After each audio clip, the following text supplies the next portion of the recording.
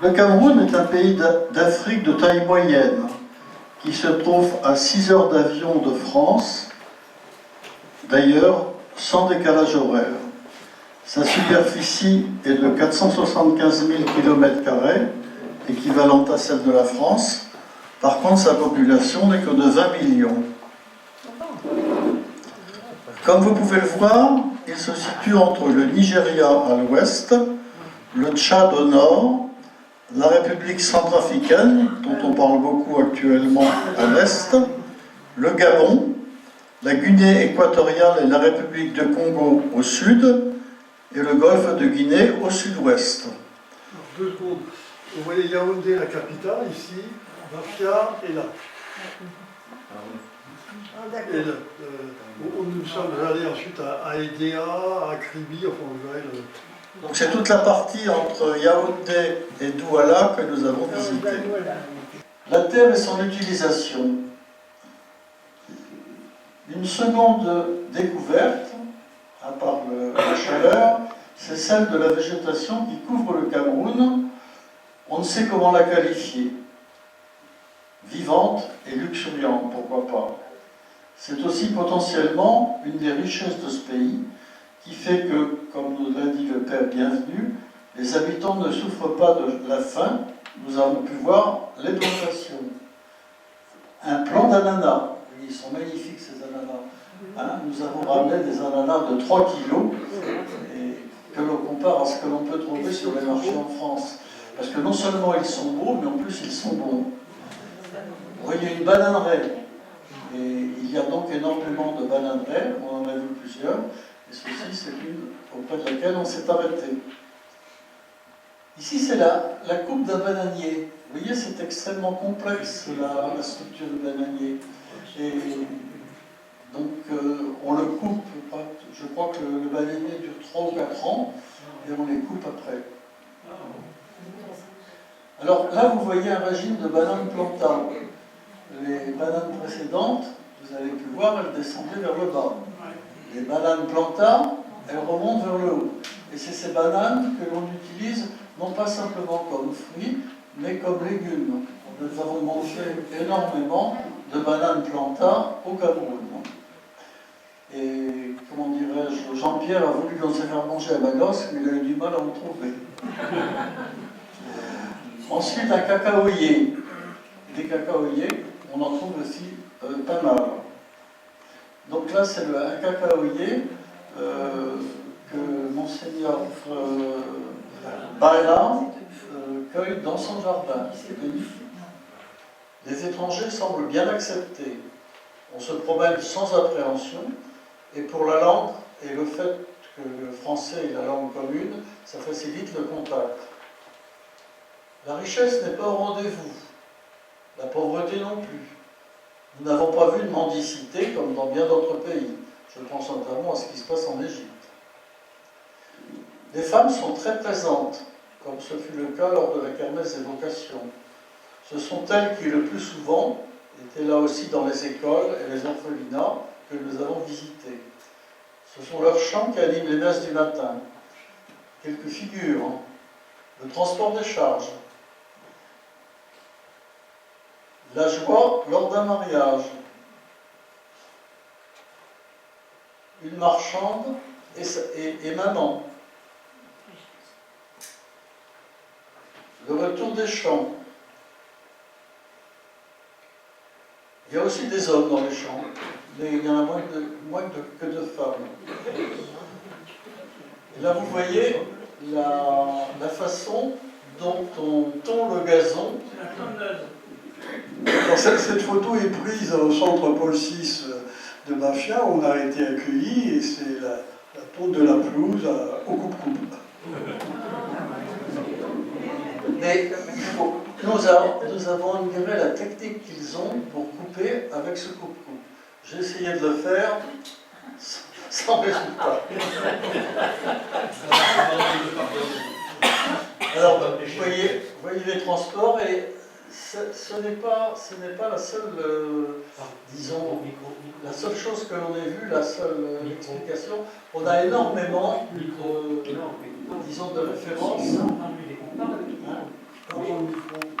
de la paroisse de Yaoundé, et ils sont en train de préparer un spectacle qu'ils vont nous présenter. Vous en voyez ici, sont des lieux très vivants, et on en rencontre partout. Pratiquement à chaque fois qu'on rentrait dans un village, on trouvait un marché. C'est très intéressant de les parcourir comme nous l'avons fait à Bafia. Vous voyez donc Gérard et Nicole qui sont et Pierrette et Solange que vous avez là qui sont au milieu du marché. Donc vous voyez donc on trouve de tout dans le marché. On trouve des légumes, on trouve des vêtements, on trouve quelquefois des ventes de motos et des motos. C'est donc quelque chose de, disons, de très vivant et on rencontre énormément de monde.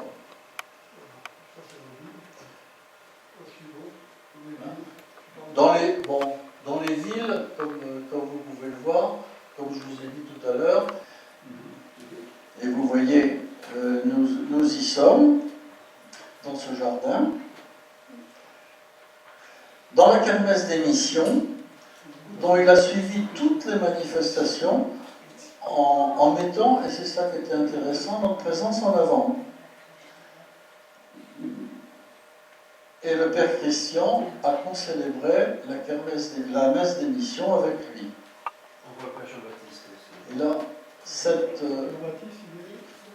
Jean-Baptiste, ben, il est à côté de Monseigneur, non? Jean-Baptiste, tu es où? Oui. Tu es à côté de Monseigneur, oui. Non, au début à gauche. À gauche. À gauche. Le premier à gauche. À gauche à l'hôtel.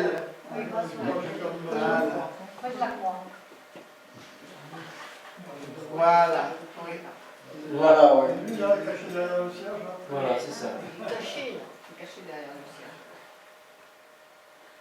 Et là, cette photo du sourire de Monseigneur Bala restera dans l'histoire du jumelage. Et voilà donc Monseigneur Bala au milieu du groupe venant donc, du diocèse de Digne qui a assisté à cette messe. À Mokolo. Là, une autre rencontre intéressante, hein, c'est son éminence, le cardinal Christian Toubi, qui est, je pense, cardinal émérite, mais qui nous a reçus très simplement, c'était pas prévu, il nous a reçus très simplement. Et ça a été, disons, un moment important. Et là, vous voyez, le Père François Xavier, il y a deux François Xavier qu'on a rencontrés, hein, qui nous a reçus 3 fois à table, qui nous a servi de guide pour les établissements religieux importants de Yaoundé. Des barracudas. Oui, c'est long poisson. Et là, nous arrivons à Lobé, donc dont les chutes larges et tumultueuses débouchent directement dans la mer. Alors là, vous voyez Christian qui fait le 10 heures. Il n'a pas eu peur, il est parti dans les chutes, mais il en est sorti vivant. Alors, à Digne, il y a la kermesse des missions. À Bastia, il y a la kermesse des vocations. C'est la kermesse sœur, ils appellent ça la kermesse sœur de celle-ci. C'est la kermesse sœur de la kermesse des missions. Parce qu'elle s'est faite après, et c'est comme ça que l'évêque là-bas, quand il en parle, il parle de cette kermesse. C'est la kermesse des vocations. C'est la kermesse des vocations, et c'est un élément important de la vie du diocèse de Bafia, qui est présidé par l'évêque et inauguré conjointement avec le préfet de la région. Il nous a fait attendre un petit peu, mais il était là et ils ont inauguré. Alors, au cours de cette kermesse des missions, des vocations, pardon, il y avait donc des stands que nous tenions Voilà Roger qui est devant son stand de bijoux. C'était affreux, j'étais envahi, j'arrive vous le dire. Il était envahi par ces dames qui voulaient prendre absolument les bijoux. Et ça n'a pas duré longtemps. Je crois que le premier jour, les bijoux avaient disparu. Le premier soir, on n'avait plus rien dans le stand. Voilà. Tout a chuté. Il y avait, ce qui nous a un petit peu surpris, c'est qu'il y avait nos 3 stands, plus 2 autres stands. Donc vous voyez ici distribution de boissons, mais il y avait relativement peu de stands. Chez vous, soyez chez vous. Je peux vous enregistrer? Oui, oui.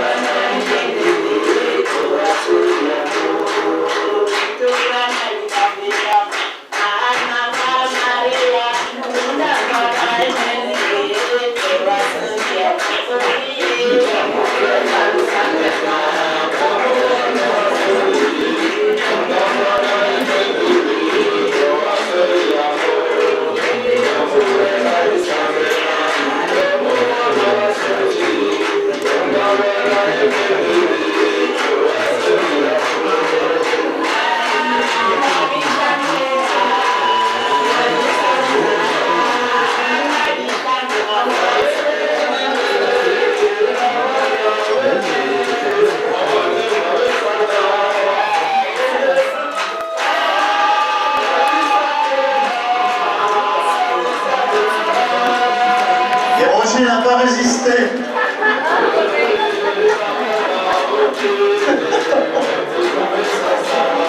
La tentation était trop forte.